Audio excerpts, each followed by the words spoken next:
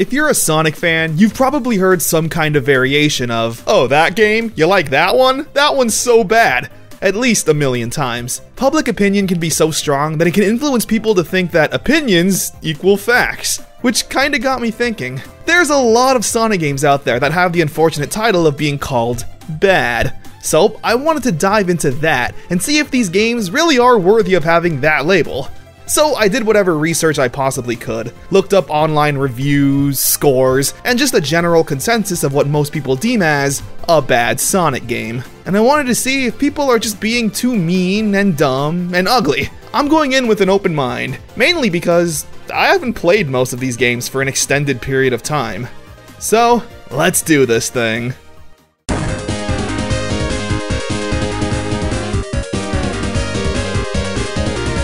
First game on the list is Sonic 3D Blast, a definite departure from what many people were expecting from Sonic's first 3D game. In 3D Blast, we follow Sonic needing to rescue these birds known as Flickies. They have the ability to travel through dimensions as they please, and Eggman wants to harness their power. So he turns them into robots, and Sonic's gotta save them. As I mentioned earlier, the gameplay is very different from your typical Sonic adventure. Not literally Sonic Adventure, you know what I mean. Instead of being a side-scroller, we have an isometric scavenger hunt. You need to find the Flickies who are being held captive inside these robots. Once you jump on their heads, you can collect them in your inventory. It kinda reminds me of Yoshi's Eggs. These Flickies will not leave your side no matter what. Eventually you'll find a big ring that looks like a basketball hoop. At least that's what Sonic thinks, since he just dunks these Flickies in there like he's Michael Jordan. Collect enough and the door opens up underneath, transporting you to a different area of the stage where your mission can continue. It's not necessarily open world, there are limitations to where you can travel, however, there's no one set path. You can freely go back to any point in the stage to find the Flickies. So, hey, it's about as open world as the Genesis can be. I was honestly kinda surprised to see this game wasn't well liked. I first experienced this on the Sonic Mega Collection on GameCube, and I thought it was a cute little break from the fast mainline games. Although, I guess if this was the one Sonic game you had, you might be disappointed. Personally though, I've always liked this game. They'll never make me hate you, 3D Blast. Is it perfect though? No, far from it. The main thing is Sonic's speed. This is not the kind of game you want to go fast in. Obstacles and hazards are all over the place, so if you're zooming around the stage, you really can't see what's ahead of you, and 10 times out of 10, you're gonna get hit by something. So, okay, maybe you decide you're not gonna go fast. Well, too bad. Sonic's momentum is still similar to his actual games, so your walking speed is incredibly slow and sluggish because you need to build up momentum to start running. But you don't want to run because it's dangerous, so you end up spending a lot of time doing that brisk walk and immediately pumping on the brakes so you don't pick up speed, which is kind of the opposite of what you want to do in a Sonic game. Also, every time you get hit, you lose a Flickie. Similar to losing rings, you can still pick it back up, but sometimes the perspective is wonky and it's a pain to do it. Especially if there's a hazard in the way, you're gonna spend a lot of time doing the brisk walk thing and repositioning yourself just to get back the stupid bird. But I do love this game though, I promise. There's a nice simplicity to it. There's no time limit, the enemies are pretty easy to defeat, and the scavenger hunt aspect is really laid back. For example, in the second world, you're more so trying to solve puzzles as opposed to running around like a madman. These panels make Sonic spin around like a tornado, and you need to weaponize that to knock down the stone pillars. However, if you get hit, it removes the ability. So you need to carefully find the right path to avoid the obstacles and progress. It's fun. This is nowhere near the worst Sonic game ever. It's also a spin-off game. I'd understand the hate if this were called Sonic 4 or something, but for the 16-bit generation, to utilize a form of 3D and have it be fun is pretty admirable.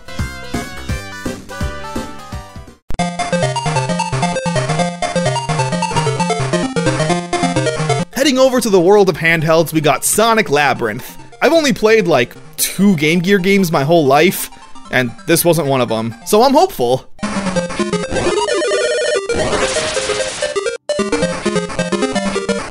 All hope was then forever lost. What? And I do emphasize, what were they thinking? The first thing you'll immediately notice in this game is Sonic's speed, of which he has 2. In classic Sonic fashion, he walks at a snail's pace that is so unbearably boring. If that's not your speed, then your alternative is the Spin Dash. However, the Spin Dash is so powerful that it bounces you around the stage like a pinball, like a Sonic spinball of sorts. I spent so much time flabbergasted at Sonic's movement that I didn't even notice the time limit. What you're supposed to do is find 3 keys spread around the map. Once you do that, you simply head to the exit. It's such a simple premise that it needs some kind of variety to spice it up. Well, that's where the awful controls come in. I instantly disliked this game with all my heart. But when I collected a power-up that seemingly did nothing more than give me a seizure, my heart somehow made more room for more hate. Seriously, all you're doing is navigating a map and looking for keys. They're never even really hidden in most cases. The difficulty and challenge literally comes in the form of the movement. Oh, and if you collect a key, you better pray to whoever you believe in that you never get hit, because the keys will then scatter all around you, and recollecting them is much easier said than done. Take this for example. I now decide to spin dash towards it, but it shoots a web and traps me in place. Or I get hit and lose the keys again, and gotta grab them again. Hold on, almost there. This whole sequence of getting hit and collecting items again should not take as long as it does. The walking speed is so atrocious, but it's just objectively better than having no control while spin dashing around the map. Sometimes I try to do it at an enemy and it doesn't even register as an attack. Like, look, what did I do wrong? Eventually you'll reach a boss battle. Before that though, you have the sliding stage. Sonic just going down the slide and you gotta collect rings. It's fairly simple, but man, it was a breath of fresh air. I was just glad to be doing something different. When I reached the boss, I assumed I had to spin dash at it, but that didn't work and I pretty much died immediately. Alright, I'll try again. Oh, come on, you gotta do the stupid slide thing? It's only 20 seconds, but it feels like an eternity when you just want to fight the boss. So, okay, this time I tried walking around, but that's equally as bad. Because whenever the boss does an attack, you don't have enough time to react. The walk is obviously too slow to dodge anything. So, that's it. I was stuck here. I literally couldn't beat the first boss, and I really wasn't gonna find the patience to do so. Sonic Labyrinth has an awful reputation, and deservedly so. This is unbelievably bad. Has this ever been released anywhere outside the Game Gear? I hope not.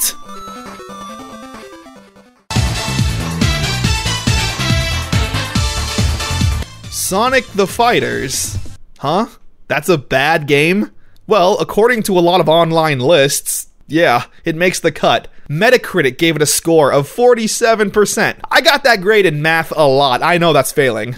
Alright, I guess. Sonic the Fighters is a fighting game starring Sonic characters. I know, it's crazy. You have a nice selection. You have the obvious Sonic, Knuckles, Amy, and Tails, but you also get more of the forgotten characters like Fang, Espio, Bean, Bark the Polar Bear. I still don't know if I'm dreaming that one up. The game was released in the arcades. Visually, I think it's beyond charming. I love this low poly aesthetic.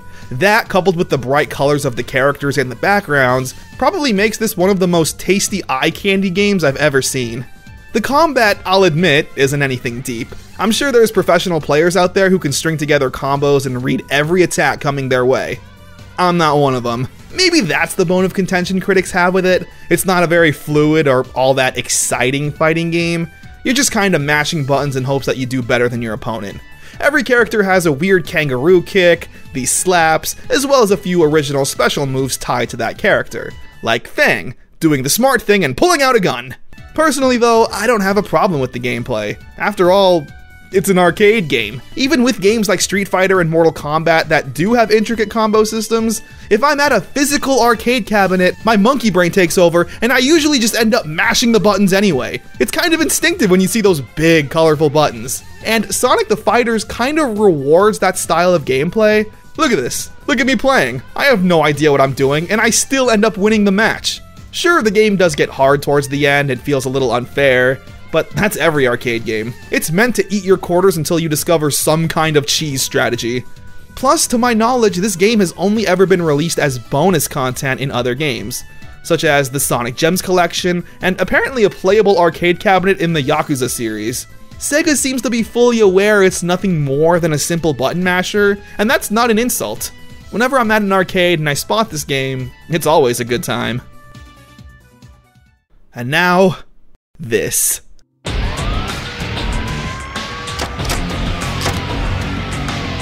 Shadow the Hedgehog on GameCube. This is a game I've always heard mixed opinions on, and with Shadow being in the new Sonic movie, I figured now was a good time for me to just sit down and finally play it for myself. And I gotta be honest, I was hooked right from the get-go. The opening cutscene is the most 2000s thing to ever exist. It literally has every trope of a dark character at the time. The edgy rock music, nighttime, hell and demons taking over, Shadow with a gun, multiple guns. No wonder Shadow was a part of so many AMVs at the time. When you finally get to the menu select screen, again, perfection. The story follows Shadow the Hedgehog, who has amnesia, not remembering anything apart from his name. Just then, though, hell opens up and demons start attacking the city. Shadow doesn't care, though. These pathetic humans. Damn. His only memory is a vague flashback where he's running away with a girl named Maria. And then... Maria! Oh my god, 2 minutes in and the little girl was just shot by the government. Just then, though, a giant demon boss says he knows who Shadow is and will help him regain his memory, as long as he does what he says. Level 1, like all Sonic games, I think is perfect. Nobody does level 1 better than Sonic. It's an action game, of course. Yeah, there's of course a fair bit of cinematic boost running, drifting in general. Yeah, let's go! But for the most part, Shadow is gonna be fighting. You got your obvious homing attack that's used in these 3D Sonic games, but Shadow is a bit of a scrapper, because he can also do punches and kicks, at a lower damage rate of course. However, the big draw in this game is Shadow with the gun. So you can bet that he's just casually picking up pistols and Uzis to blast at these demons, as well as driving vehicles, which is hilarious. Shadow can run at 1,000,000 miles an hour just like Sonic. Him driving a Jeep or something is purely for the aesthetic. The gunplay isn't very clean. You can't aim down the sights or really be that accurate. Pressing the B button fires the gun, and as long as Shadow is facing the general direction of an enemy, every shot will hit. The gameplay as a whole is kind of messy, but I kind of think that's part of the charm with this era of Sonic games. No, the platforming isn't perfect. The camera kinda sucks. Paying attention to detail like finding diverging paths isn't very obvious, since you're usually running at 1,000,000 miles an hour to really notice it. But I just love that kind of wonkiness, because I can appreciate what the presentation is trying to do. The set pieces and camera angles are all cinematic, giving you the feeling of grandeur, and it's really charming to me. But now I want to talk about the main mechanic of Shadow the Hedgehog. Choices. At the beginning of every stage, you'll run into one of Sonic's companions. They're all happy to see you and ask for Shadow's help on their mission for good. They follow you around the entire time and ask you to complete objectives. However, the demons also follow you around and give you different objectives to complete for their nefarious deeds. So, what are you gonna do? Help out Sonic's team or the evil demons? Sonic's team will usually ask you to find important items and disable weapons, while the demons usually tell you to just eliminate all the good guys and find power sources. Or, you could do neither, and just look out for yourself, grabbing the Chaos Emerald and reaching the end goal. After beating level 1, you'll see this map screen. This is where you'll notice the game has multiple paths. There's 3 paths you can take, thus leading to 3 different endings. There's the hero, dark, and normal path. As you might guess, helping out Sonic's friends and completing their objectives puts you on the hero path. Doing the demon's dirty work puts you on the dark, and doing neither and just reaching the end of the stage is the normal one. Every stage is littered with soldiers and demons. None of them are ever friendly to you. Everyone attacks you, so you're not really biased one way or another. If you're a Sonic fan, you might naturally want to help out the gang since you, the player, knows it's the right thing to do. However, for my first playthrough, I decided to just take the normal path. Mainly because it felt thematically appropriate. This game and Shadow is so edgy and brooding, so I like the idea of all of these characters asking for your help and Shadow finding them annoying. Yeah, it's like your mom telling you to clean your room. Do this, do that, do this, do that. It's like Shadow saying, "Damn you, I'm doing my own mission, stop bothering me." You know what I mean? I honestly did try to follow the hero path, but again, the game isn't exactly the best for exploration. It's so fast-paced and ADD friendly, you're constantly running and blowing things up, fighting enemies and then zooming on to the next area. I never really wanted to slow down, find alternate paths, secrets, or examine the area, you know? However, I'm not knocking the game for that, because you don't need to do these missions to reach the end. If you want to beat the game normally, you're more than welcome to. But if you want to beat the game and want to experience everything it has to offer, then doing these side missions won't feel sluggish to you. It'll be a fun challenge. You're not forced to do anything you don't want to. If you just like going fast and shooting your Uzi, the game allows you to beat it by just doing that. At the time, I could easily see why this game was a bit of a letdown. However, playing it many years later, it's a real treat. It's a time capsule of the 2000s, both in its aesthetic and presentation, as well as the gameplay. This game feels like the personification of 2005 in every aspect. And because of that, I can't help but seriously love it, flaws and all. And now, Linkin Park. Oh wait, before I get too ahead of myself, we got the Sega Dreamcast. I'm always forgetting about this charming little thing. With Sonic Shuffle.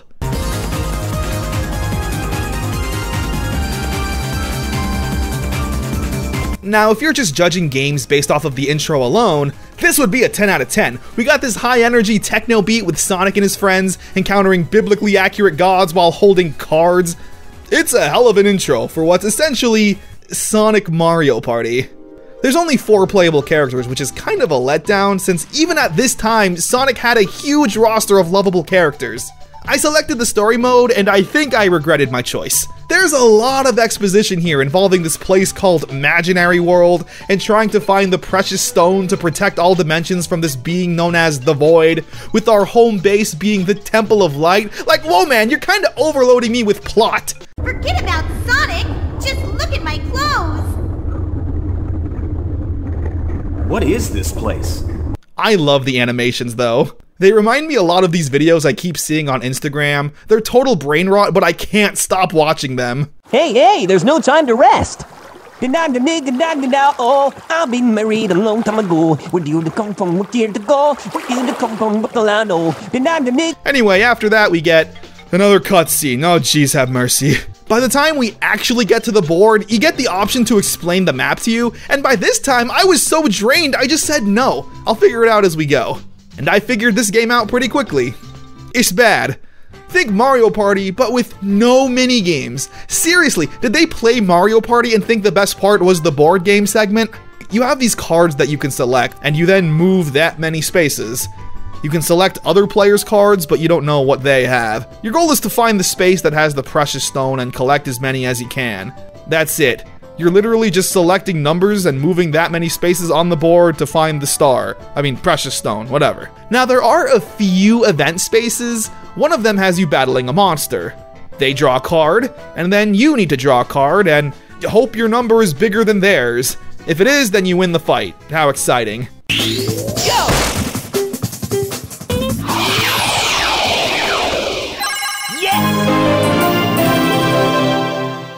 The only other event space I was able to find was a treasure hunting game, but I use the word game in the heaviest air quotes. You can select 3 different locations to dig. When you select it, you sometimes win an item, and other times, you don't. It's complete random. There's no skill involved with this game at all, and it's so slow. For example, Amy got this special item that trades places with another character, and it landed on Knuckles, who was 2 spaces ahead of her. But I still had to sit through this long cutscene of Eggman showing up, abducting Amy, putting her on Knuckles' space, then abducting Knuckles,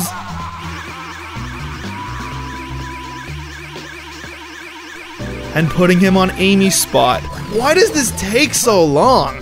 It's not like it matters though, the rest of the game isn't much more exciting. You spend 95% of the time selecting cards and moving. It's so lame, especially after the story. I was ready to go on a real adventure. And like, during the cutscene, they all mentioned how we need to work together to save all of the dimensions, and work together to get the precious stone, remember? Time for some supersonic speed! You assume what I gotta do to get it to you, superhuman, and better, brother, so take anything you say is pretty saying over me and it'll. Oh wait, that's not it. Anyway, they did say that. So why are we competing against each other? Shouldn't we be working together? Isn't that the point of why we got that massive cutscene? I'm in a drive to a Burger King. Can I please get a Whopper Junior with earrings? Make it a meal so I can get. Overall, I'd say this game is a massive failure. There's no charm or fun to be had here anywhere. It feels like a half-baked concept that's missing an entire piece of the puzzle. Sonic said it best. What's the smell? What the hell? Oh my god, no way. Now, before we hit the ever-important year of 2006, we gotta go back to the Game Gear. I got a bit ahead of myself, with a game I've never heard of, simply titled Sonic Blast. Now, judging by the name of this, I'd assume it's somehow related to Sonic 3D Blast. But it's not. I was personally devastated. Now, what's cool is that you have the option between selecting either Sonic or Knuckles. Let's see what we got here.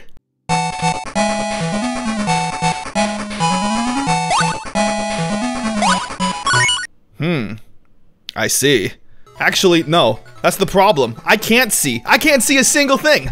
This camera is so zoomed in on your character that you literally have no idea what's going on ahead of you. And in a Sonic game where, again, the whole thing is about us going as fast as possible, it's only going to lead you to getting hit every single time.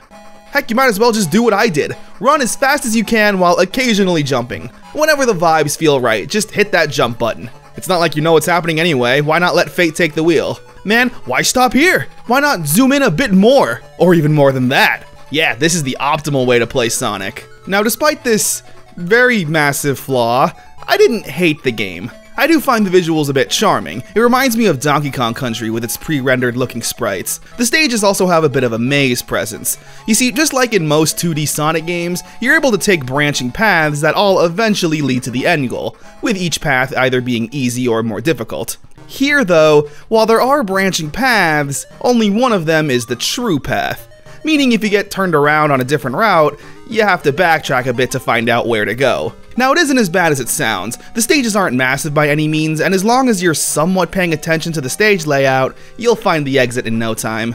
And to be fair, the only real saving grace in this game is Sonic's double jump. Yeah, I don't think I've played any other Sonic game that lets you do a double jump.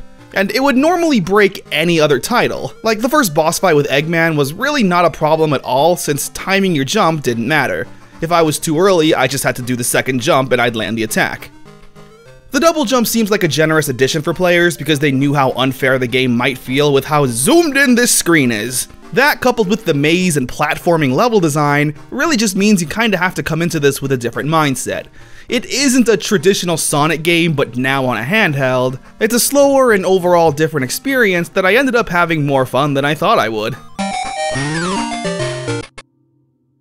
Now, hey, if you think this game sucks because you don't want to go slow in a Sonic game and this zoomed-in camera is unplayable, that's fair. I mean, to be honest, yeah, this game is kind of ass, but I like it. Yeah, and that's on the record. I love ass! But now, it's time. The Sonic game that started the whole conversation of 3D Sonic games being bad. Some people might consider this the worst Sonic game of all time. The beginning of the end, if you will. Sonic 06. Heck, that's not even the official title, it's just Sonic the Hedgehog. But its infamy is so strong that we all know what we're talking about when anyone says Sonic 06. Now, I'm in a bit of a weird position though. I've never played this game growing up. Everything I know about it is from YouTube videos, whether it be the Game Grumps playthroughs or reviews from well-established experts. What? Oh, you know, anti-gravity, right? You know the joke they say, if you can't join them, you kill yourself. There's no point in living anymore. For the longest time, this was the bad game to talk about. So at this point, I really feel like I don't have an original thought about it. That I just be parroting statements I've heard in the past that are just living in my subconscious. So, for this game, I decided to bring in a Sonic expert, Nick the Game Apologist. Now, this man lives and breathes Sonic. One day, I went over to his house after a long car ride. I said, "Nick, I have not eaten anything in 3 days. Do you have any food?" And before I finished my sentence, he started rambling off about Metal Shadow lore. It's crazy. So, I'm gonna let him take it from here.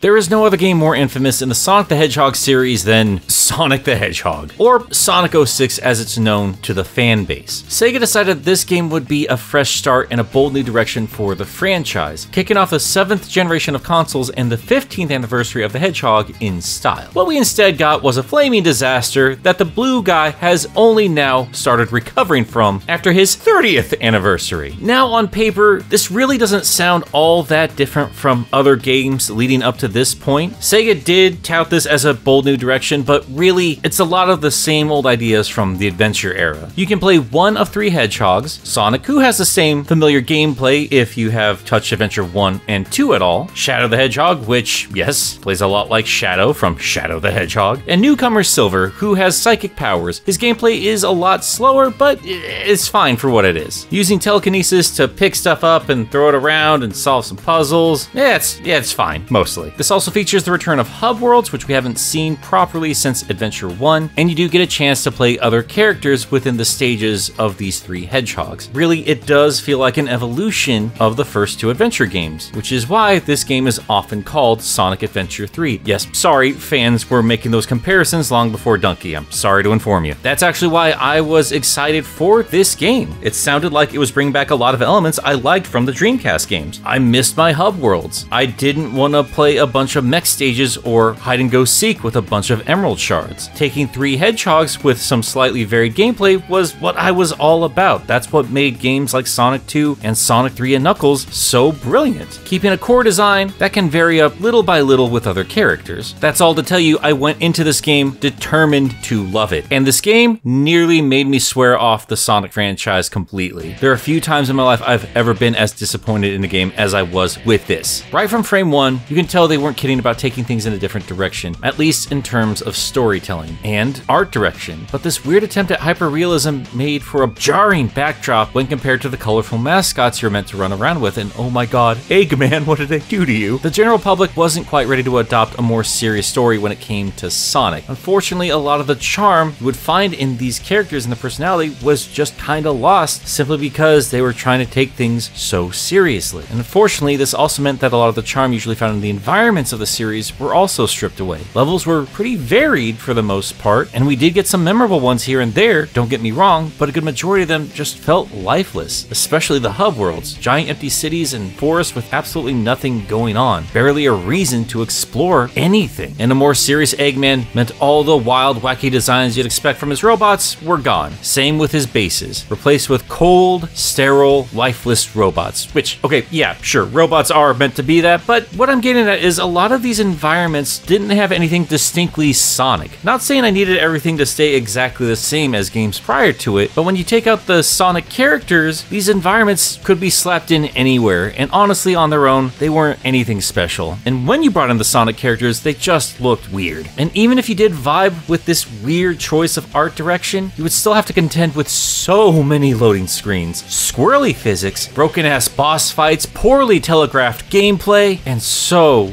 many bugs and glitches. You have UI elements that were never actually finished, just on the screen the entire game. I will pin some blame on the creative choices made for this game, but really, what actually makes this game bad is a tale that unfortunately has just become more and more common in the games industry. This game was rushed like nobody's business, and half the team was taken off to go cram out a completely different Sonic game on the newly released Nintendo Wii. And while all this was happening, they lost the head of Sonic Team, all while they were trying to develop a brand new game on brand new hardware. And I'm just giving you a few highlights here. Any one of these things would greatly set back a studio, and Sonic Team had to contend with all of this and still release a game in time for the holidays. It's amazing there was a game to release at all, and honestly it's a shame it was released at all, because there was a time Sega would not release a bad game. There's a reason why Sonic Extreme is not in this video, because it was a behind the scenes mess and Sega was not going to tarnish the reputation of the Hedgehog like that. And by 2006, the public perception of Sonic was not looking hot. You might have noticed, but a lot of the bad Sonic games Connor's talking about in this video were the games leading up to Sonic 06. This is a broken game that broke the franchise, both behind the scenes and to the public. But amazingly, despite the jokes you want to make about Sonic, this did not kill the Hedgehog, except for that one scene where they literally killed the hedgehog that happens in this game. And I could get into the specific broken bits or convoluted stories or the bestiality, but let's be real, the reputation of this game precedes itself. It's likely you knew every single thing I said before you watched this video. It's a well-told tale for over 15 years. The legacy of this game is nothing new. What is a shame is that the wrong lessons were learned from it. Sega became scared of new ideas when it came to Sonic, but that's a whole other topic to get into at another time. Bigger problem was that journalists were talking about the reputation of the hedgehog and making it a joke instead of focusing on the insane working conditions of this team. The failure of this game became a joke when it should have been seen as a warning of things to come. Because yes, this was a big crazy deal in 2006, but in 2024, this is just how things go. We can't go a holiday release without a giant multi-million-dollar failure, and we're still dealing with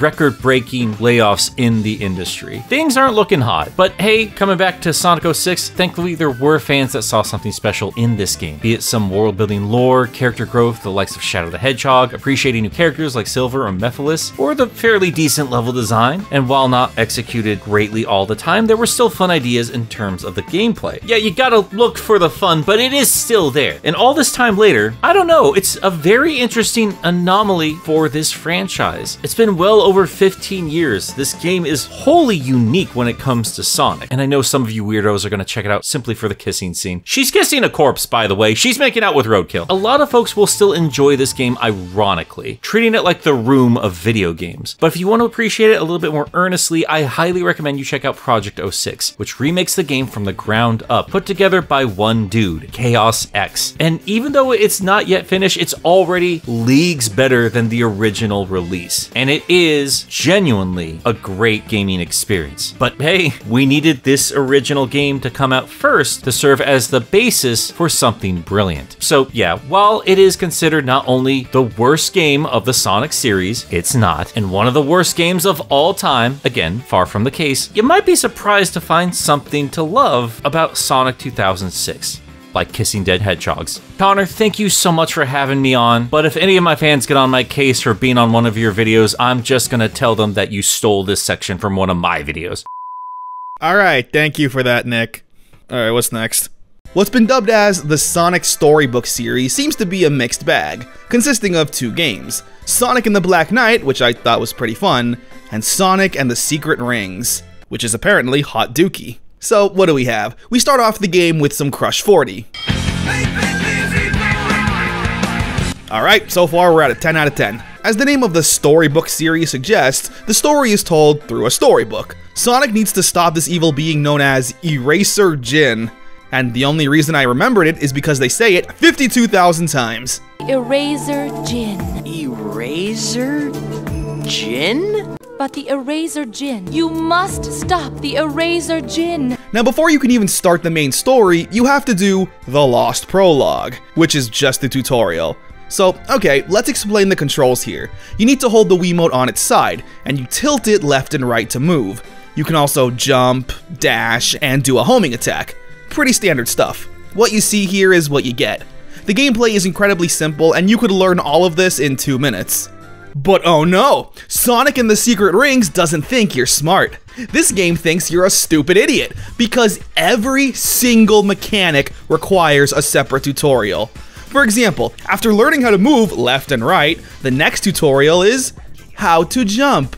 Press the 2 button and Sonic jumps, where we of course need an entire tutorial stage to teach that. And when you complete the stage, it feels like the game is mocking you.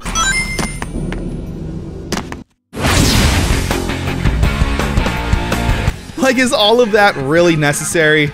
Well, hey, that's awesome. You know what you get to do now? Move on to Tutorial 3. This one teaches you how to do the jump dash. You see, this is where Sonic can jump in the air and then dash forward, hence jump dash. But just to make sure you really get it, here's another full stage you need to do. And remember, every tutorial has 2 loading screens you have to sit through. This is unbearable, and just look at how many you need to do. Yes, you need to play every single one of these tutorials before you can even start the game. And I was already kinda drained from playing all of these games that I had no patience for that. So you know what I did? I just looked up a long play. I just had to see what I was missing out on. I fast forwarded to a random segment in the video and yeah, this looks like the exact same gameplay I was doing in the tutorials. There's no new mechanics at play here. Tilt the Wiimote left and right and jump. So why on earth do you need to play this tutorial that drudges on forever? I always said Sonic has mastered the art of level 1. Hell, these tutorials are pretty much level 1. So congratulations, Secret Rings. You made the worst level 1 in not just Sonic history, but video game history. I don't even need to play more to know what this game's gonna be. It sucks. The most bare-bones Sonic experience you'll ever get. It's like, oh, Sonic's on the Wii now. Those stupid kids will just move the Wiimote back and forth and love it. I'm not kidding. I fast-forwarded again in the long play, and it's just more of the same garbage. I already played this in the tutorial and it was boring. Why couldn't you just simplify it to a single level? Why do I have to dedicate an hour or so to tutorials? I wasn't gonna sit there and do that for God knows how long. Awful game, 0 out of 10. However, there are some mini-games, so maybe that can save this whole shipwreck. Here's a violin mini-game. We gotta recreate the same song as this.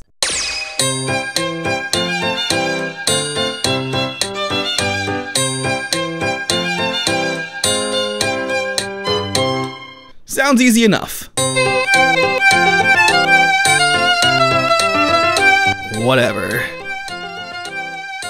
And oh, speaking of garbage Sonic games with stupid gimmick controls, Sonic Free Riders! Now, to fully grasp why this game is bad, we need to have a tiny retrospective, just a quick one. In 2006, a little game called Sonic Riders would hit the scene, with one of the hardest openings in video game history. Sonic Riders is what happens when someone played City Escape for the first time and thought to themselves, what if this was an entire game?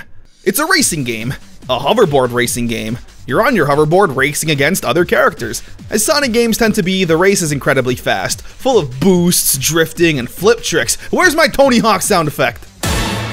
It's a very satisfying experience. After all, speed is the most important factor in a racing game. I love whenever you hit the boost and the world around you just ceases to exist. You're not focusing on anything other than what's in front of you. There's not much of a learning curve either. Once you master the drifts, you'll be flying around these stages like it's nothing. And having complete control of something that fast is key. Your reaction times need to be pinpoint perfect if you're looking to dominate any race. Which, yeah, I'm not so great at doing. This was easily set up to be Sonic's version of Mario Kart, and 2 years later we'd get a sequel, Sonic Riders Zero Gravity on the Wii. The game is exactly what you'd think. The same game as the previous, but bigger and better in every way. The visuals are cleaner, the speed and movement is more dynamic and even cinematic. And once again, it controls perfectly. Being on the Wii, of course, there were a few little additions involving motion control, but it wasn't anything that hindered the overall experience. And then, the Xbox 360 happened. Sonic Free Riders was the third entry in this series, and after 2 widely loved and successful games, playing a new entry on hardware that's significantly more powerful than the Wii sounded promising. However, despite the Xbox 360's advantages over the Wii in every technical aspect, they couldn't help but still be jealous of this little console. Motion control! Motion control was apparently the future, and Sonic Free Riders was a tool to promote it, because this game is controlled solely with the Kinect. Yeah, that piece of crap camera that never worked! And what's great is that there's no controller support, meaning you literally need to have the Kinect or else you can't play this game.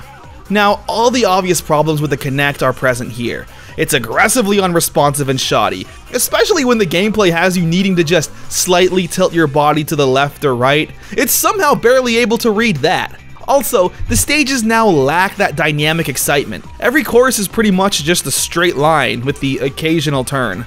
There's no sharp corners to drift since the Kinect doesn't have the power to read it. So this series that had its reputation built on speed and drifting and crazy stages is now this. Moving in a straight line, and oh, occasionally jumping.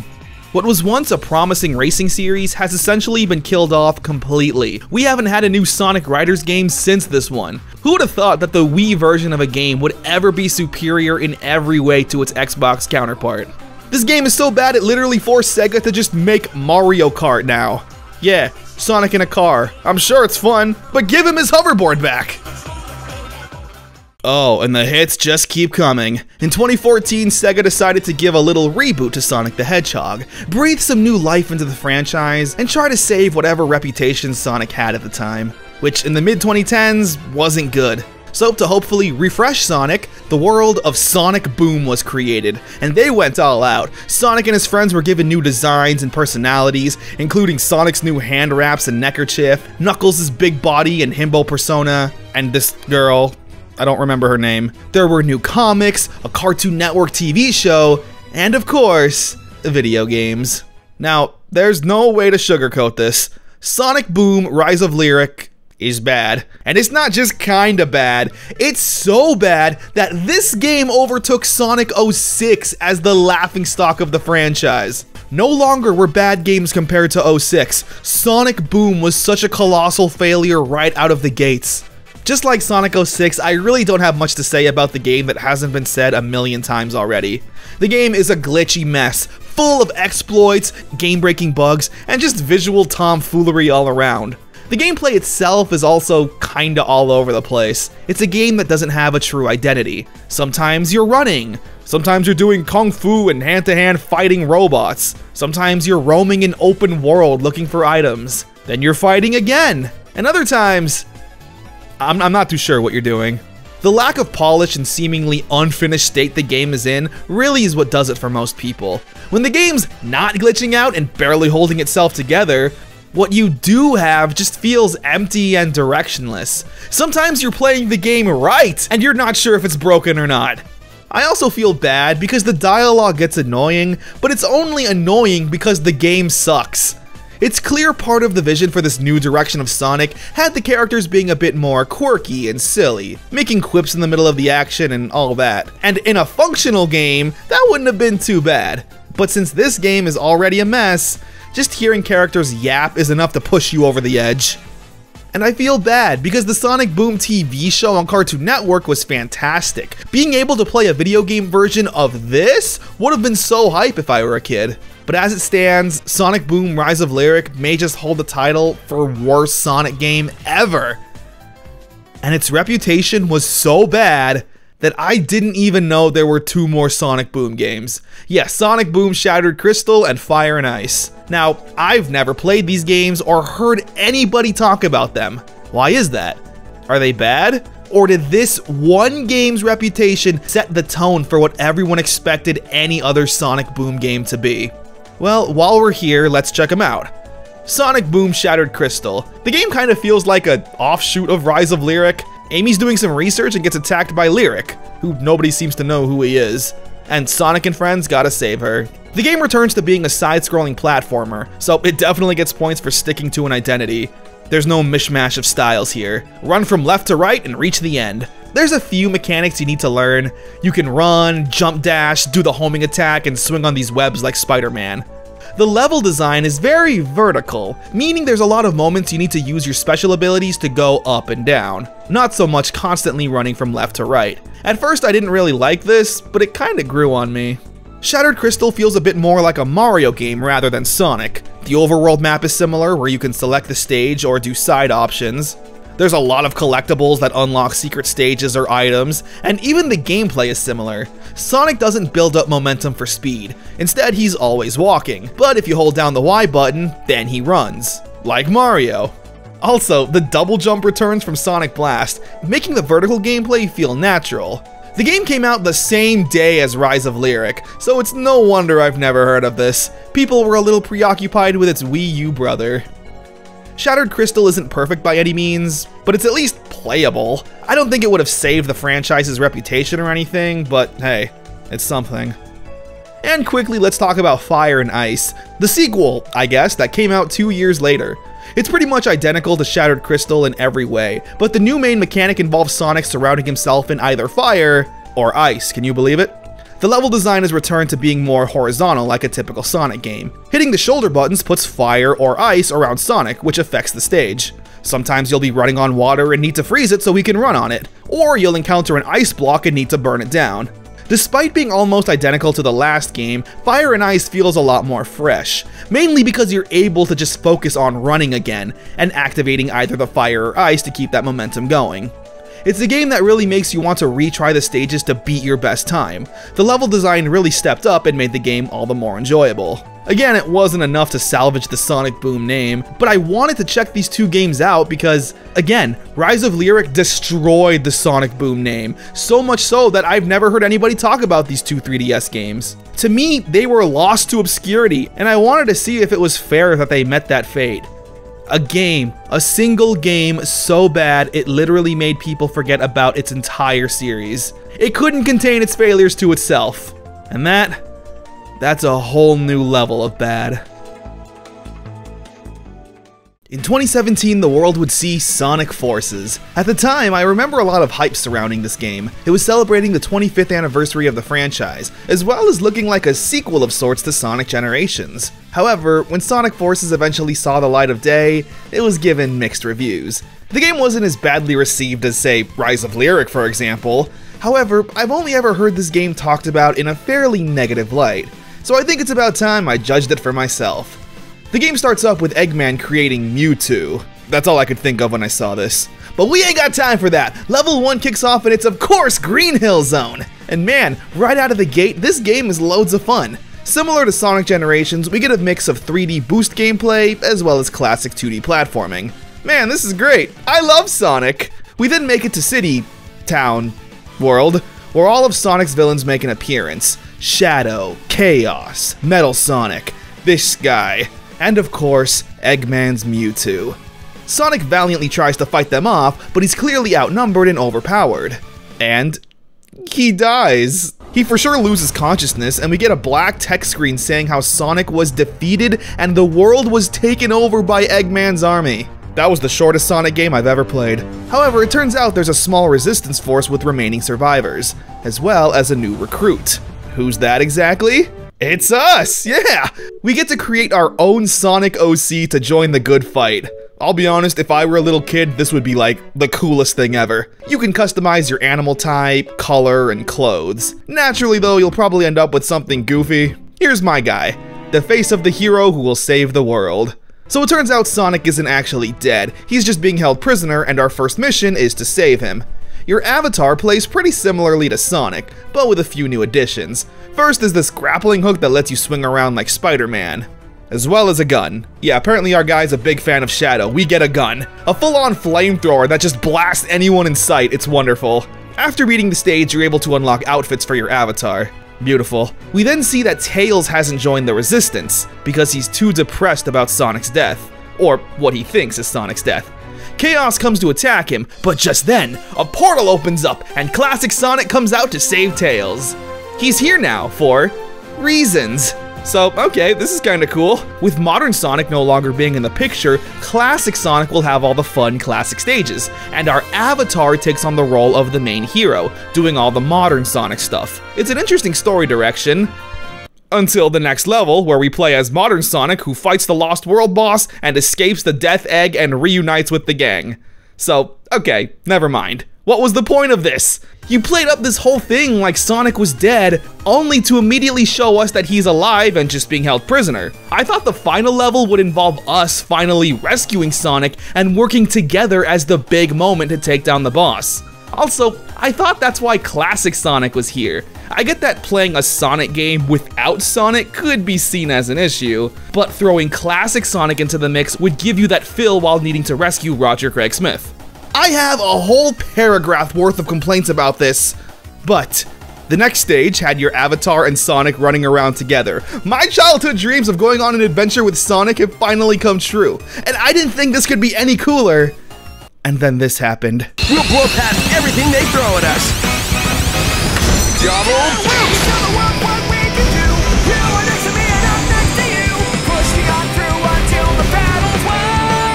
Yeah, that's how it's done. We've got unstoppable speed and timing. We just have to keep this up. Oh my god. That was easily the coolest thing I have ever had the pleasure to experience in my life. Every complaint I've had with this game up to this point is now completely invalid.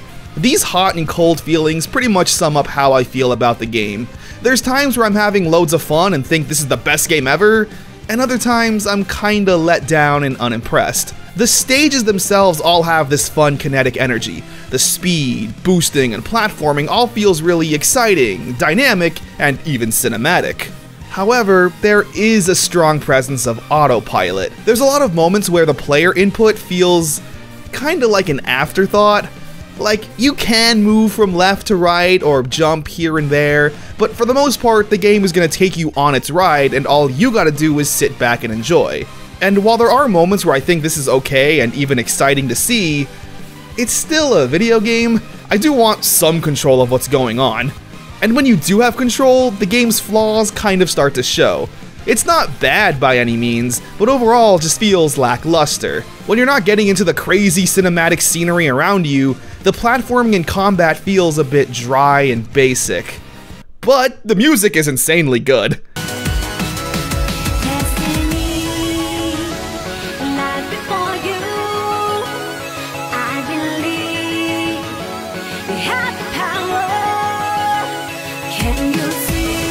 So it's like, I kinda don't mind dilly-dallying and listening to the OST, but at the same time, I'm not really playing a game. Sadly, in my opinion, classic Sonic is really where the game drops the ball, because he just feels a bit arbitrary. The levels are some of the weakest and most uninspired I've ever played, and I hate saying that because in Generations, classic Sonic stages were easily my favorite parts. His entire inclusion feels pointless and the stages feel aimless. He's only here because Tails isn't with the rest of the group, so while everyone is taking part in the main story, classic Sonic is just kinda here. Narratively, it doesn't make much sense since less than an hour in, we already have modern Sonic and our OC. Speaking of the story, I also have mixed opinions on it. I personally love how cheesy and dramatic it is. It's so over the top. It reminds me a bit of Shadow the Hedgehog. All of these cute characters talking about war and death, creating military bases and all that. It's so cheesy that I can't help but love it. And when I first heard Espio's voice, I almost died. Silver's right. We've been hoping for a miracle these past 6 months, but I'm afraid we have to make our own miracle. Why does this little fella have the sexiest voice? I genuinely think the over-seriousness works for the game's benefit. However, because of this wartime setup, the missions just kind of happen. You're just getting sent to random stages to fight the bad guys, which makes it kind of difficult to have a good narrative flow, at least in my opinion. Overall though, I would say I like Sonic Forces a lot. I have a soft spot for it in a way similar to Shadow the Hedgehog. I can't help but admire its over-the-top cool factor and all-around cheesiness. To be fair, I am playing this with a 2024 mindset. If I was a fan back in the day waiting for what was essentially sold as Sonic Generations 2, yeah, I'd probably be a bit let down.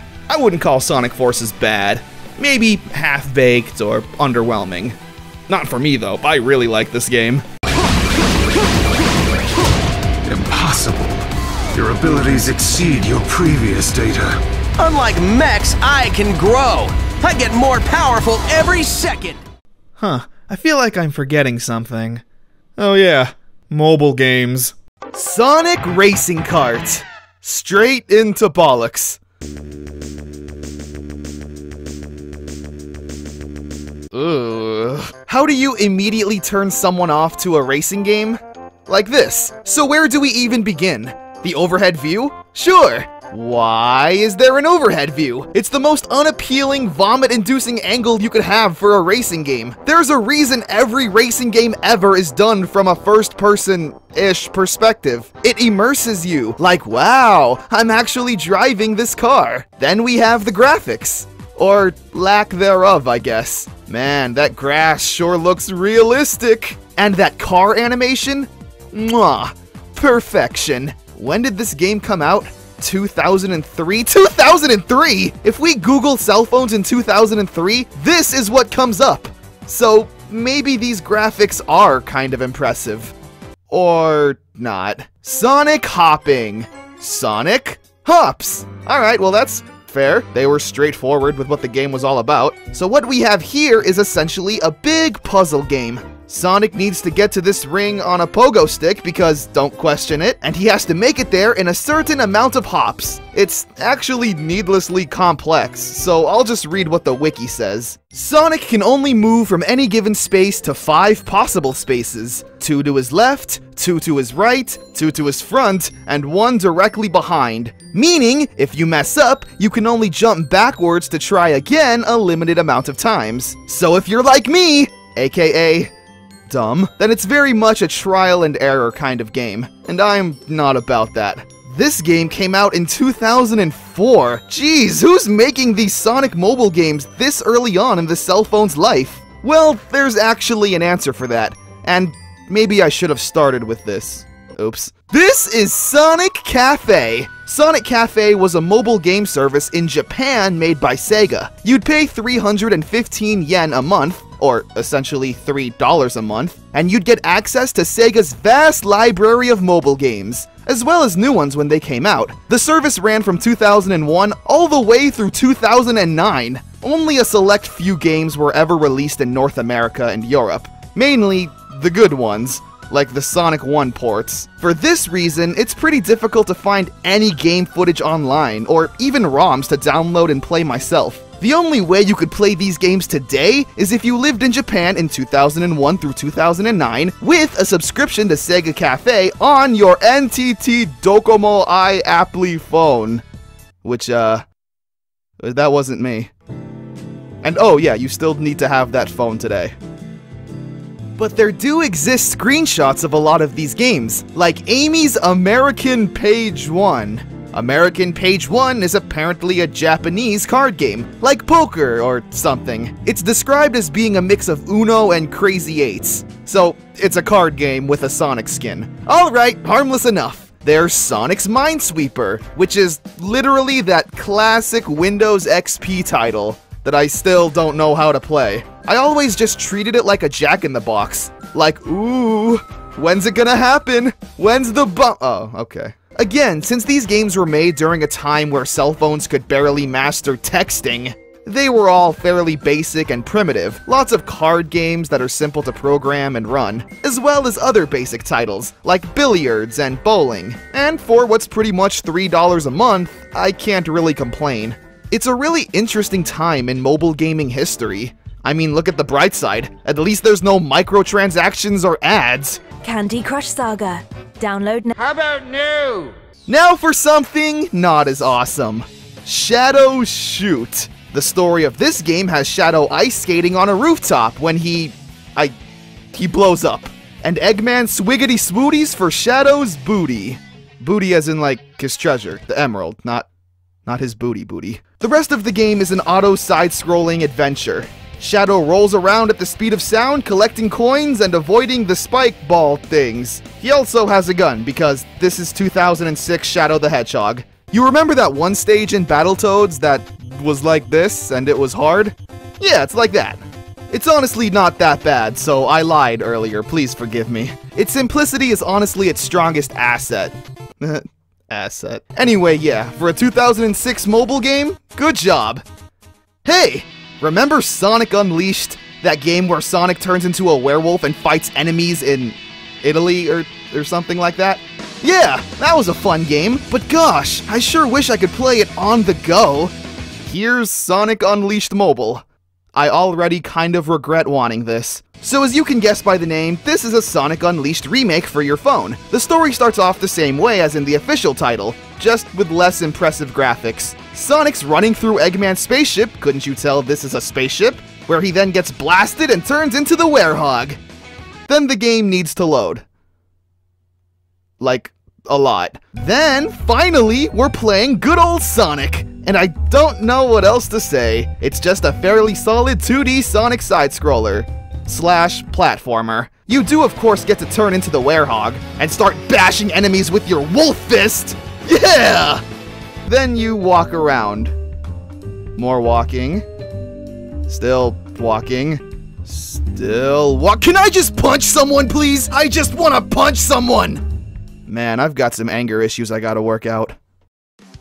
But not all Sonic mobile games are bad. Sonic Runners was a super fun mobile game with beautiful visuals, awesome music, and simple but effective gameplay. I love it! You just run endlessly and listen to some awesome rockin' music.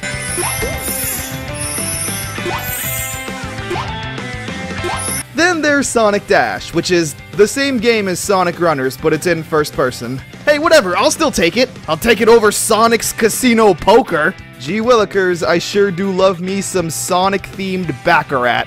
I hate Baccarat. Why can't we just play Angry Birds Sonic Dash Epic? Oh, please, no. And they said Avengers was the most ambitious crossover. So because we live in a world where Angry Birds is super popular and the king of mobile games, they did a crossover game with Sonic the Hedgehog. You take control of the red Angry Bird, I don't know his name and I hope to keep it that way, and you run really fast while collecting rings. Doesn't make too much sense considering the Angry Birds aren't known for their speed. The game is still really good, it's just... why? You have the power to add any series, any group of characters to your game, and you choose Angry Birds. Oh, I'm horrible. You know what? I lied. Take me back to the days of Speed DX, a game obviously about cards. Oh man, the past wasn't good, the present isn't good. What does the future hold? Sonic does his taxes? Oh, and who could forget the educational games? So let's start off with something pretty interesting. Tails and the Music Maker. First off, Tails, the state of your character design. You're looking a lot like a Russian bootleg. So this game was released on the Sega Pico. The Sega Pico? You sit there thinking to yourself, wait a minute, that doesn't sound real. Well, for those of you that are asking, this is the Sega Pico. This toy. That's right, kids. You see, in the 90s, not every youngster had an iPad. Instead, we had these weird laptop alphabet spelling toys. So to be completely fair, the Sega Pico was an interesting concept. Sega created it with the hopes of it appealing to kids ages 2 through 8. Here in the United States, there were 20 games released, 2 of them being Sonic related. Anyway, that was your little history lesson. Now back to Tails and the Music Maker. The object of the game is for kids to learn about scales, tempo, rhythm, and instruments. This is done by throwing Tails into a bunch of wacky situations and minigames, which of course, we're gonna go through. The first game has Tails jumping on lily pads with a bunch of frogs.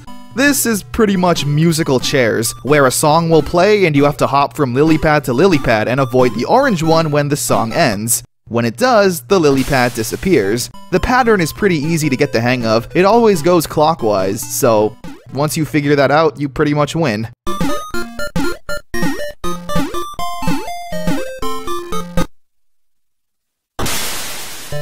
Again, it's meant for kids. The next minigame is kinda weird. You're going through Green Hill Zone in a typical side-scrolling Sonic manner, but your controls are up at the top. Clicking on stop, tiptoe, jump, and run will make Tails do those things. You'll encounter these coconuts that fall down whenever you get near them, which is the only reason to ever stop or tiptoe. Apart from that though, I don't see what this has to do with music. It's just a more complicated way of playing Sonic.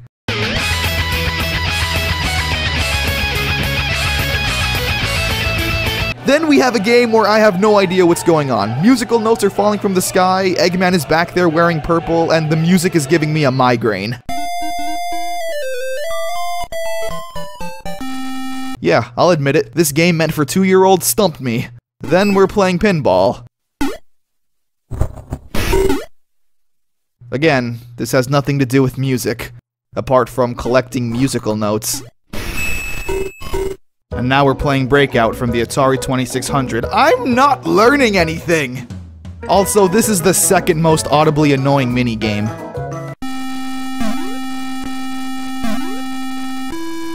And last but not least, the final game is... Simon Says.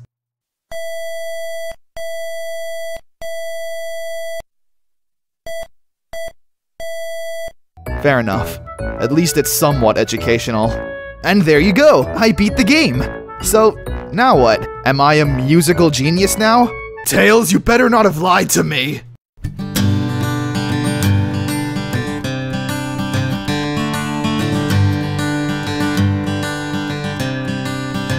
Okay, so that was that. I hope you learned something, because now we're going to adventure into the realm of early PC games. Thank you for starting me up. Go away before I call the police. That was creepy, and today's game is no different. Sonic Schoolhouse. Ages 5 through 9, grades K through 4th? I'm 23 years old, I think this is a perfect fit for me.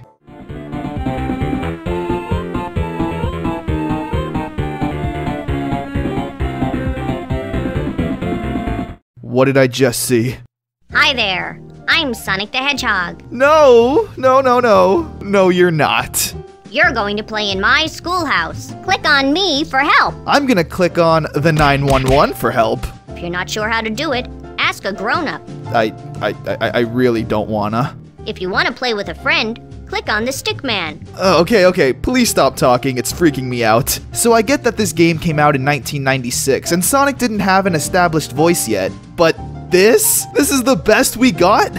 Right over there is where you pick a character. Just click on the animal. Try it if you don't believe me. What's he getting all defensive for? Click on it if you don't believe me. Click on the character you want to be, then hit the green traffic light. So this is where the nightmares truly begin. Click on the doors with letters or numbers to enter a classroom. Oh boy, where do we begin? I guess let's start with some math. Watch out for Dr. Robotnik. He'll take your answers. Have fun in my schoolhouse. Oh no. I think Robotnik is the least of my worries. So the entire game takes place in first person, and considering this is on the PC, it kind of feels like Doom or Wolfenstein. I only compare it to those games because here I wish I had a gun to get rid of these freaks of nature! Seriously, leave me alone. Anyway, we were playing a game, right? Okay, what is this? 6, 7, 8, 9. That's great! Hey, shut up, Sonic, with your sarcasm. What comes after 3? Well, that'd be 4. And that's the math section. I guess it's not too bad. It's actually pretty good if you're, what did the box say? Ages 5 through 9? Yeah, that. So hey, we got a key. Nice! This unlocks other doors in the game so we can continue playing. Hooray? Yeah, I don't wanna. So what if I decide to just leave? Click on the bus door to go on a field trip. Oh no, I've activated a field trip! Whoa, Sonic, I get that going fast is your thing, but this is modern day America. We have speed limits. Going 155 in a 20 school zone is not legal. I'm a gator.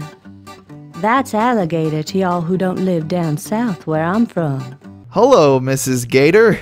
We do move okay on land. In fact, I can outrun a horse for a short distance. Now, I'll be completely honest, I have a real soft spot for things like this. It gives off that Blue's Clues Sesame Street vibe. So, I won't make fun of it. I could definitely see kids finding this engaging and fun. Seeing real-life animals with cartoon character-like voiceovers? A+. You probably already know that we have pouches in our bellies to carry our young'uns. Unfortunately for us, however, the field trip is over, and we've come back to school. Okay, well I guess let's do reading. So this game is exactly like the last one. There's some words written on the chalkboard and there's balloons with pictures that you have to match up with said words on said chalkboard. Fruit, dog. Wait, what? 10/10/2016. Watch out for Robotnik? October 10th, 2016? That's like 20 years into the future from this game's release. What could they possibly have been planning?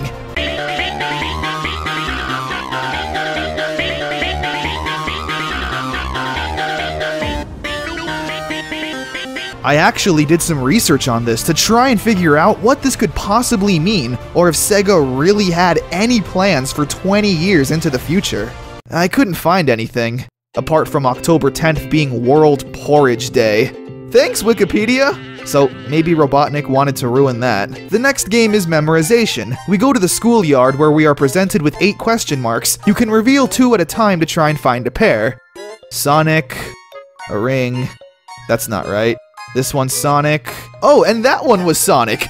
Good match. It's alright. It's learning, I guess. It reminds me of that one card minigame from Super Mario Bros. 3 that I always failed at. Then we go on another field trip. Okay, listen here, Mrs. Rabbit. It was cute the first time. The second time, I don't want to see it anymore. You know, Sonic, I had fun. Kinda. But I think it's time for me to say goodbye. I just don't think this is the school for me. I don't know. It probably has something to do with the ages 5 through 9 thing. When I am a grown-ass man, that's probably factor number 1. So, I hope you enjoyed this adventure through the bad Sonic games. Some of them, yeah, were pretty bad, while others I actually really enjoyed, and kinda wish they didn't have such a negative reputation. I had fun with them, and that's why I mainly wanted to make this video, to kind of give all of the games a fair shot. Because who am I? I'm nobody. But I did enjoy Sonic Forces, so eat that.